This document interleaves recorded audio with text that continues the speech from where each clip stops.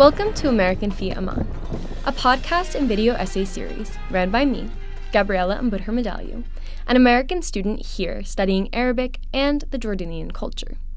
Every week, we're going to be going through history, we're going to be going through culture, and we're going to be talking to the people of Jordan in order to best learn about Amman through the eyes of a Westerner. Whether you're a student, local, traveler, or just an avid podcast listener, I'm so happy to have you on this journey with me. This week's episode will be entirely in English. However, going forward, there might be some episodes that are half in Arabic or some episodes that are fully Arabic immersion. For these, I encourage you to tune in, and there will be subtitles available. However, for this episode, I hope that you settle in and get excited to enjoy the show. This is Amman's History Alive.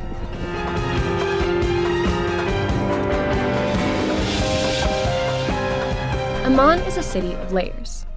Every street that you walk on, every hill that you drive up, holds thousands of years of history from millions of different types of people. Today, I'm exploring the Roman Amphitheater, located in West AlBalad, which is the heart of downtown, surrounded by ruins that have seen the city rise, fall, and rise again. I'm here at the Roman Amphitheater, and now we're going to go inside and look at some of the things that were built thousands of years ago by the Romans that are still intact today. Let's go. The Roman Amphitheater was built between 138 and 161 CE. And the way that it was built was so that not only could it fit the 6,000 people that are able to be in the space, but every seat has ample lighting and is able to see the stage. Like other Roman theaters, it was built with three main parts. The cavea, or the seating area, held most of the audience, with the highest tier called the gods, offering an elevated view. The orchestra, right in front of the stage, was reserved for VIPs, and the Sakine Franz, the two-story backdrop, served as both stage and backstage space. While ancient civilizations didn't have the technology we have today, the engineers came up with certain tricks to allow the show to still go on. And right here, engineers made it so everyone in the Colosseum would be able to hear you when you clap.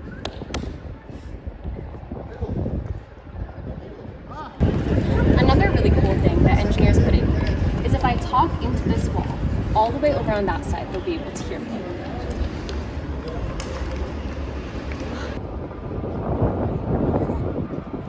The theater was and is a hub of civil and local life within Amman. While you can no longer see the gladiators on its floors, today it still hosts concerts and public events, showing how ancient infrastructure remains part of modern Amman. Amman's story stretches back thousands of years, and for those of us that might not be familiar, allow me to give you a very quick, very brief crash course on the history of Amman so we can understand where it started and how it got to where it is today. Archaeologists have found evidence of settlements dating back to the Neolithic period, which is around 6500 BCE, and it remains an incredibly important place for travelers and people into the Bronze Age. The Iron Age. The city was the capital of the Ammonites and called Rabith Amun. Later, after Alexander the Great, we saw it become Philadelphia, a Hellenistic and Roman city, not to be confused with Philadelphia, Pennsylvania, an arguably a little bit less historically relevant city in the United States. The Roman theater, the Aedan, and the Nymphemium are remnants of this period. The Byzantine rulers added the citadel to the hill, and the Umayyads built a palace complex that still survives in part today. For centuries after, Amman's importance waned, and under the Ottomans, it was little more than a small village. However, we saw the revival of the city happen again in the 19th century when Circassian refugees settled here. Finally, in 1921, Emir Abdullah chose Amman as the capital of Transjordan. Since then, it has grown into a modern, bustling city of over 4 million people, shaped by waves of Palestinian, Iraqi, and Syrian refugees. As you can see right next to me, overlooking the Roman Amphitheater is the citadel, which is Roman ruins accompanied by some Byzantine mosaics and some things left over from other civilizations that had been in this area. If you were to go up there, you'd be able to see the entirety of the amphitheater and see just how many people it could fit. What's striking, to me especially, as a foreigner, is that these historical sites aren't isolated. They're integrated into parts of daily life.